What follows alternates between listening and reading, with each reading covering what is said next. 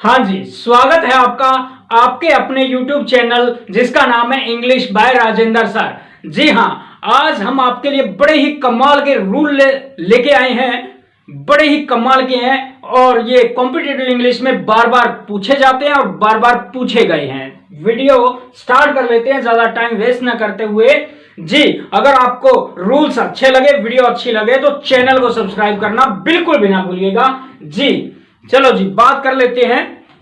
आपके सामने ये सेंटेंस, जी इसके 4 ऑप्शन है, फिल कीजिए। He denied that he had not forced my signature. Option would not force, had forced, did not force, no improvement. हाँ जी, एरर है, बताइए कहां दिक्कत है, कौन से वाले पोर्शन में दिक्कत है। आपके सामने प्रॉब्लम आई हुई है, बोलिए जी। हाँ जी, तो इसका आंसर रहेगा, आपने अपना आंसर सोच लिया है जी, इसमें आएगा हैड फोर्स्ड। क्या आएगा? हैड फोर्स्ड आएगा।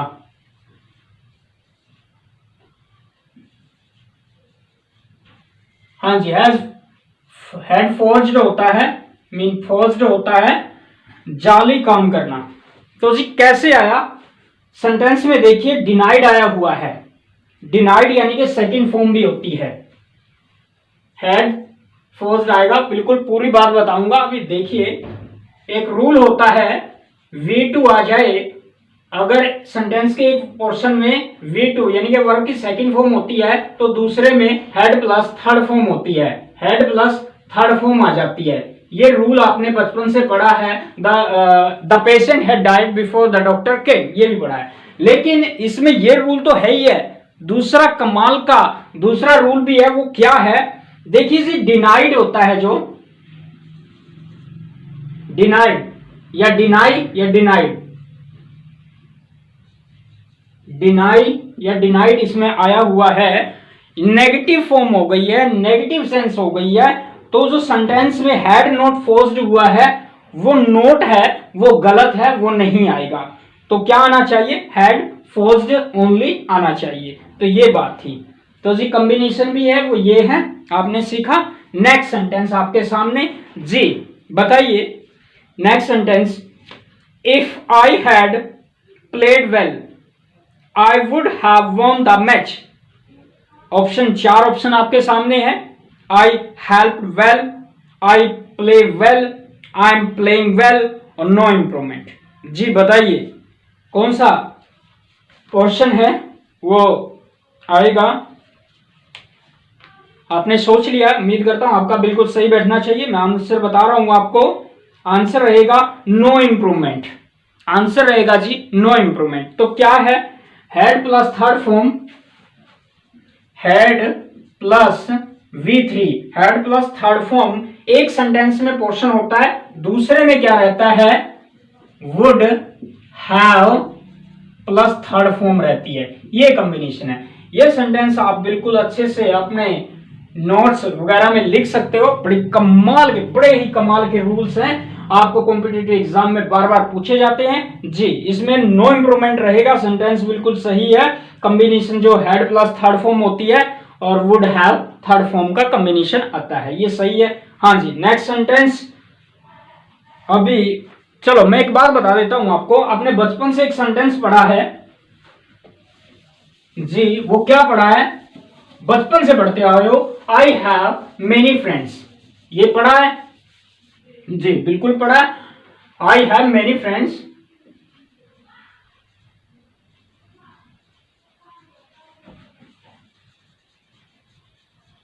आई have many friends but Ram is my best friend. जी, ये सेंटेंस आपने बचपन से पढ़ा है और आपको बताया भी गया है कि बेस्ट सुपरलेटिव डिग्री है, बेस्ट। तो जी बेस्ट सुपरलेटिव डिग्री होती है तो यहां द आना चाहिए था। जी हां, यहां द आना चाहिए था, यहां जीरो आर्टिकल क्यों आया है बताइए?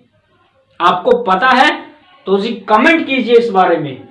मैं अभी बताता हूं, ईमानदारी से बताना कि मुझे पता नहीं था। और अगर आपने अच्छे से आज ही नई ये चीज सीखी है तो जी बिल्कुल चैनल को आप सब्सक्राइब करेंगे, शेयर भी करेंगे, लाइक भी करेंगे। हाँ जी बोलिए, द सुपरलेटिव डिग्री तो द आना चाहिए था, टीचर ने यही सिखाया था। सुपरलेटिव डिग्री तो द जाना चाहिए था, लेकिन आया नहीं है जी। कान खोल के सुन लीजिए, बड़े ध्यान से सुन लीजिए। बार बार ये स्टूडेंट गलती कर सकता है, लेकिन आप ये गलती बिल्कुल भी नहीं करेंगे। आपके एग्जाम में आपके नंबर आएंगे। कैसे जी? यहां पोजेसिव प्रोनाउन होते हैं दो प्रकार के, पोजेसिव एडजेक्टिव और पोजेसिव प्रोनाउन। पोजेसिव एडजेक्टिव जैसे माई, और यह आता है माइन। यहां यू का योर आता है और यहां यू का योर, यहां योर्स हो जाता है, ये वाले। तो ये आपने इस साइड वाले पोजेसिव दोनों है, लेकिन ये पोजेसिव एडजेक्टिव हो गया और ये पोजेसिव प्रोनाउन हो गया।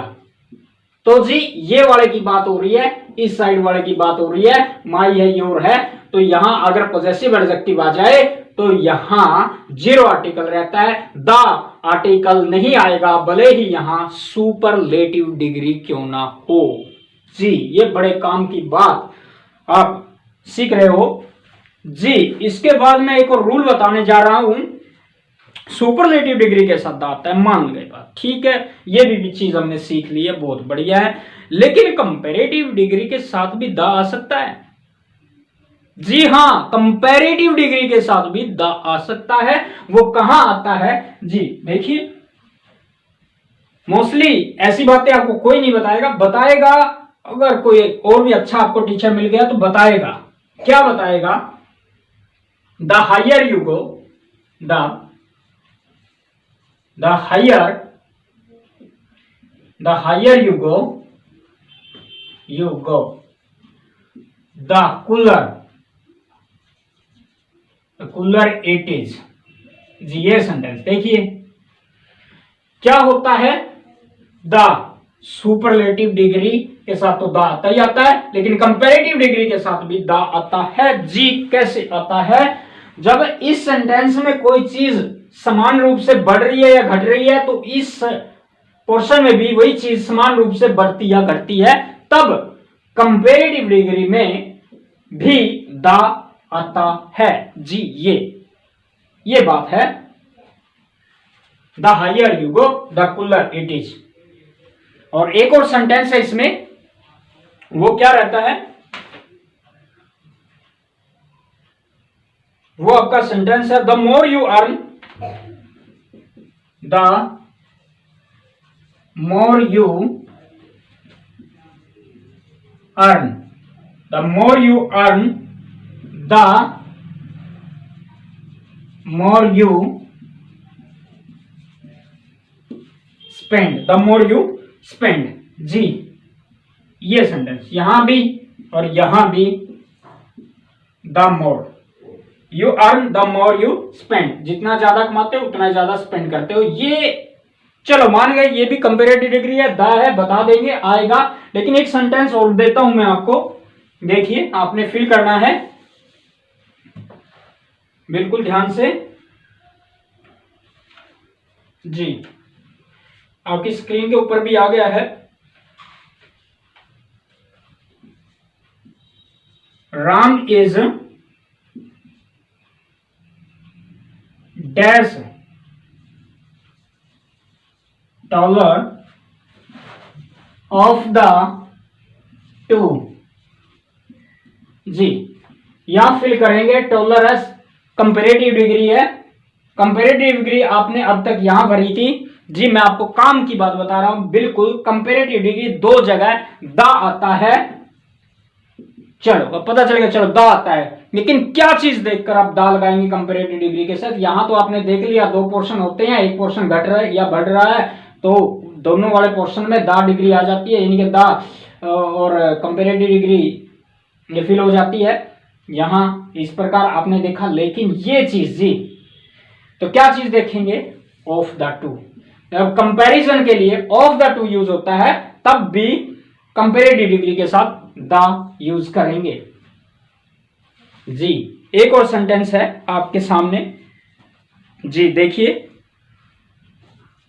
Of the two who were arrested the bald guy, bald गंजा व्यक्ति, गाय व्यक्ति वो वॉज डेफिनेटली डैश क्रूलर। हाँ जी, क्या आएगा? तो यहां भी आपने ऑफ द टू देख लिया, ऑफ द टू देख लिया है, तो क्या आ जाएगा? द आ जाएगा। ये बड़ी कमाल की बात है।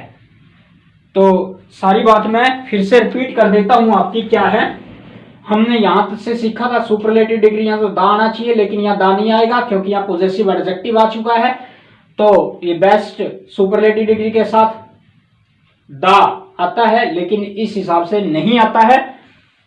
जब दो पोर्शन होते हैं सेंटेंस में, पहले वाले में समान रूप से कोई चीज घट रही है या बढ़ रही है, उसी दर से वो बढ़ जाती है, तो यहां कंपैरेटिव डिग्री के साथ दा आता है, तो यहां भी आता है। इस सेंटेंस में देखा, इसमें देखा, लेकिन ये सेंटेंस आपने देखा यहाँ ऑफ द टू अगर आया हुआ हो तब भी कंपैरेटिव डिग्री के साथ आप दा लगाते हो। ये कमाल की चीज आपने आज सीखी है जी। नेक्स्ट सेंटेंस है स्पेल द करेक्ट, यानी कि select the correctly spelled word. आपने स्पेलिंग बिल्कुल ठीक करनी है। जो आपके स्क्रीन के ऊपर 4 ऑप्शन दिए हुए हैं, उनमें से बताना है कि आपने स्पेलिंग कौन सी सही है। तो इस पे मैंने एक वीडियो भी बनाई हुई है। स्पेलिंग यही 40th है, जो नंबर है कार्डिनल नंबर होता है, ऑर्डिनल नंबर होता है, और इसकी स्पेलिंग का कैसे क्या रूल बनता है वो भी आप ध्यान से देखेंगे।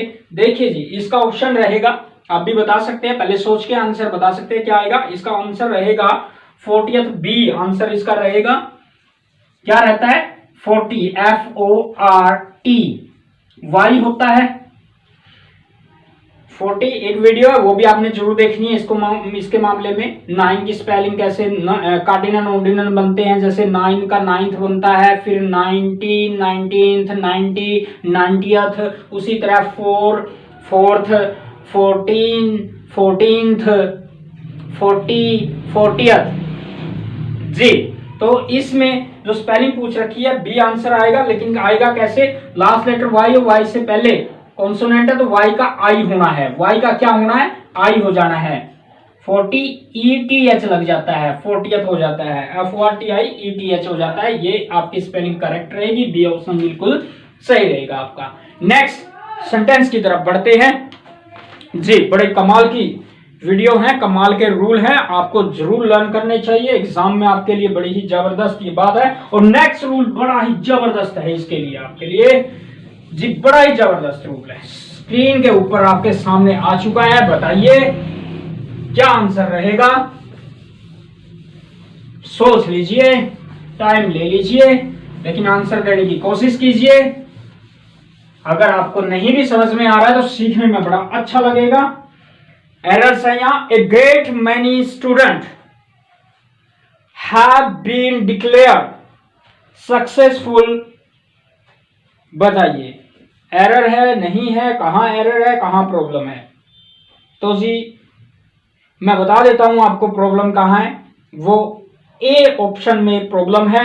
ए ग्रेट मैनी स्टूडेंट लिखा हुआ है, ए ग्रेट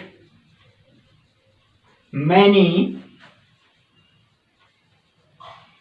स्टूडेंट, यहां प्रॉब्लम है स्टूडेंट, ग्रेट मैनी स्टूडेंट। और इससे रिलेटेड एक और कमाल की बात बताता हूं। जब ये मैनी आ गया है तो यहां स्टूडेंट्स आएगा, और एक और मैनी से रिलेटेड बार बार पूछा जाता है। मैनी आ गया, मैनी, तो यहां नाउन कौन सा रहेगा? वो रहेगा प्लूरल नाउन जी। यहां अगर मैनी आ गया, मैनी आ गया, तो जी अगले वाले में बनेगा सिंगुलर नाउन।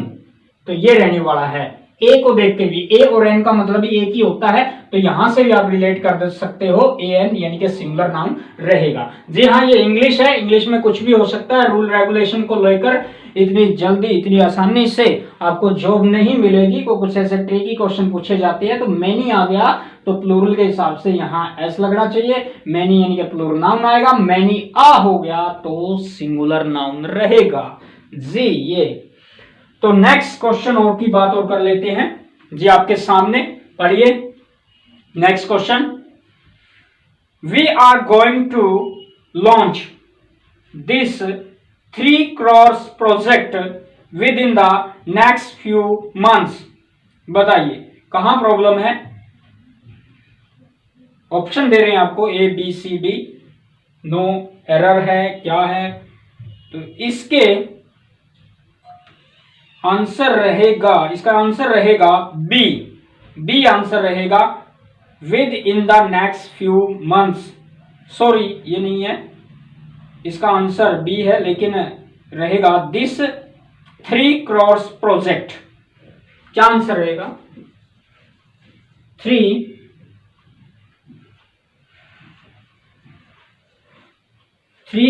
crores project. हाँ जी, ये आया है answer 3 crores project. 3 crores project. हाँ जी, इससे बात ध्यान में कर लीजिए। हम बार बार ये गलती भी करते हैं, स्पोकन से सारी गलतियां होती हैं। हम बोलते हैं मेरा तो 5 years एक्सपीरियंस है। क्या बोलते हैं हम? 5 years एक्सपीरियंस है। कितने साल का एक्सपीरियंस? 5 years है। तो जी एक्सपीरियंस की हम विशेषता बता रहे हैं तो ये एडजेक्टिव हो जाता है, और एडजेक्टिव कभी भी प्लूरल नहीं होता है। एडजेक्टिव कभी भी प्लूरल नहीं होता है, तो यहां एस लगाना गलत होता है। उसी तरह प्रोजेक्ट भी एक विशेषता बताने के लिए इस 3 crores को यूज किया गया। 3 crore आएगा, एस नहीं आएगा, प्लूरल यहां नहीं बनेगा। एडजेक्टिव कभी प्लूरल नहीं होता है। नाउन आपका सिंगुलर या प्लूरल होता है, वर्ब आपकी सिंगुलर या प्लूरल होती है, एडजेक्टिव प्लूरल नहीं होता। ये ध्यान में रखें, 5 year एक्सपीरियंस होता है। ये रूल्स, ये सेंटेंस बार बार कॉम्पिटिटिव इंग्लिश में पूछे गए हैं, लेकिन आप यहां से कोई भी क्वेश्चन आता है तो आप एक भी गलती नहीं करेंगे, मैं आपसे उम्मीद करता हूं जी। नेक्स्ट क्वेश्चन की तरफ बढ़ते हैं। नेक्स्ट क्वेश्चन है आपके सामने, एल्कोहलिक। इसका आपने एंटोनिम बताना है, विपरीतार्थक बताना है, विपरीत शब्द बताना है। ऑप्शन आपके सामने है, कौन कौन से हो सकते हैं। आंसर आपको बता देता हूं, आपने सोच लिया होगा। इसका आंसर है टी टोटलर, सी ऑप्शन टी। इसको याद रखने का तरीका भी मैं आपको बताऊंगा। बहुत सारी चीजें होती है, ये आंसर आएगा, लेकिन आपको रीजन नहीं पता है तो आप कुछ नहीं सीखे हो। आपको रीजन पता होना चाहिए, दूसरे सेंटेंस भी आपको अच्छे से आने स्टार्ट हो जाते हैं। विद रीजन आपको सीखना है ये क्यों आया। टी,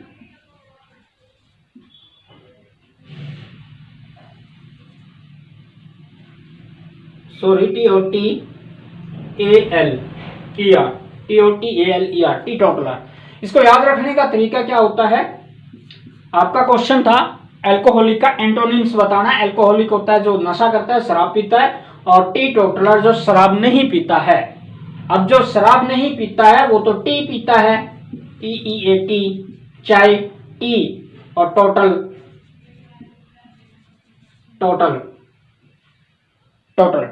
चाय पीता है, शराब तो पीता ही नहीं है। ऐसे आप याद कर सकते हो, टी टोटल चाय पीता है, शराब नहीं पीता है। तो इस वर्ड को ऐसे याद रख सकते हैं, अल्कोहलिक शराब पीने वाला, टी टोटलर, ये हो जाएगा। हाँ जी, नेक्स्ट क्वेश्चन आपके सामने, if I had helped him he dash, फिल कीजिए। ऑप्शन आपके सामने है, क्या रहेगा ऑप्शन जी। ऑप्शन में से आपने चूज करना है, आपने चूज कर लिया होगा, मैं आंसर बता देता हूं। इसका आंसर रहेगा डी आंसर रहेगा इसका। Would not have drawn.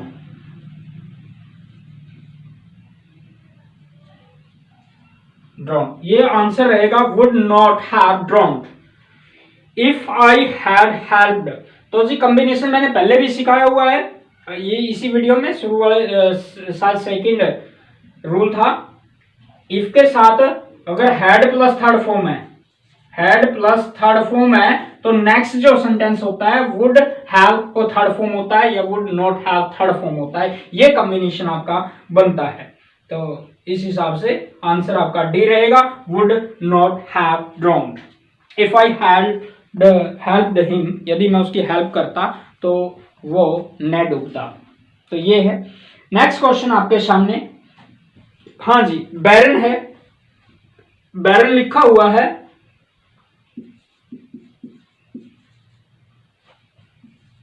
बैरन।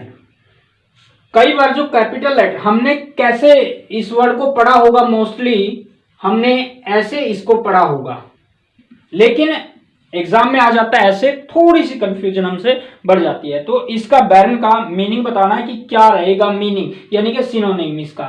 तो जी ऑप्शन में से आपके सामने है, बताइए।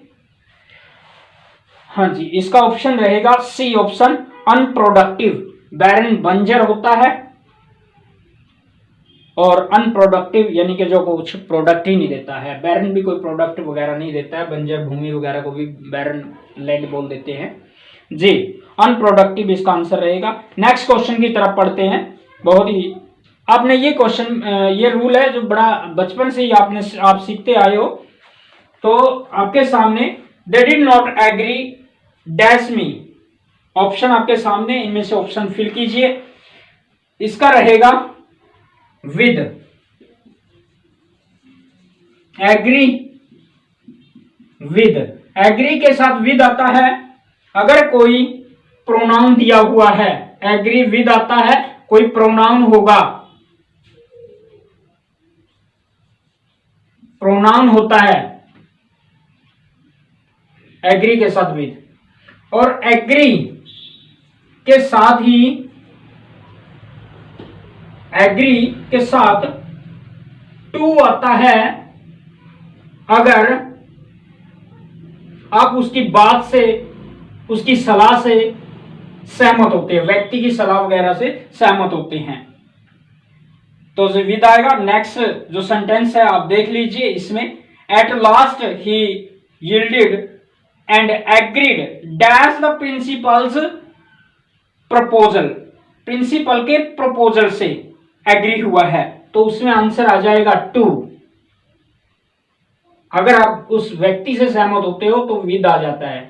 ये रूल है, आपने अच्छे से, उम्मीद करता हूं, सीखे हैं। कॉम्पिटिटिव इंग्लिश में यहां से कोई रूल आपके आता है तो आप एक भी गलती नहीं करेंगे, ये उम्मीद रखता हूं मैं आपसे।